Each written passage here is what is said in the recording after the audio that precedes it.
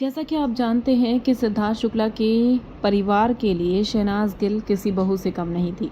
शहनाज गिल उनके लिए बहुत मायने रखती थी और शहनाज गिल उनके साथ काफ़ी समय से थी। जब से मुझसे शादी करोगे शो ख़त्म हुआ था तब से ही वो सिद्धार्थ के आसपास ही रह रही थी लगातार, और सिद्धार्थ के परिवार के साथ ही वो टच में थी। आसपास ही सब कुछ था, तो लगातार बातें भी होती थी, बर्थडे का सेलिब्रेशन भी होता था, चाहे सिद्धार्थ का हो शहनाज का हो।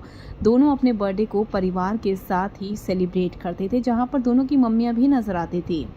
ऐसे में सिद्धार्थ शुक्ला के जाने के बाद जब अंतिम विदाई उनकी हो रही थी, जब उन्हें मुखाग्नि दी जा रही थी, तब वहां पर शहनाज गिल को पूजा करने के लिए बिठाया गया सिद्धार्थ की मां की ओर से, सिद्धार्थ के परिवार की ओर से। दरअसल भले ही शादी ना हुई हो, लेकिन रिश्ता बहुत गहरा था और सब जानते हैं कि शहनाज को कितना दुख हुआ है। ऐसे में ब्रह्म कुमारीज के रीति रिवाज से जो भी जिस कल्चर के हिसाब से वो करते हैं, उसी हिसाब से अंतिम विदाई दी गई। काफ़ी सारी उनकी सिस्टर्स पहुंची थी जो कि सिद्धार्थ की मॉम ने ज्वाइन कर रखी हैं, तो वहाँ पर ब्रह्म कुमारीज पहुंची थी और उन्होंने अपने हिसाब से वहाँ पर पूजा की। और आप देख सकते हैं शहनाज बैठी हुई है मास्क लगाकर।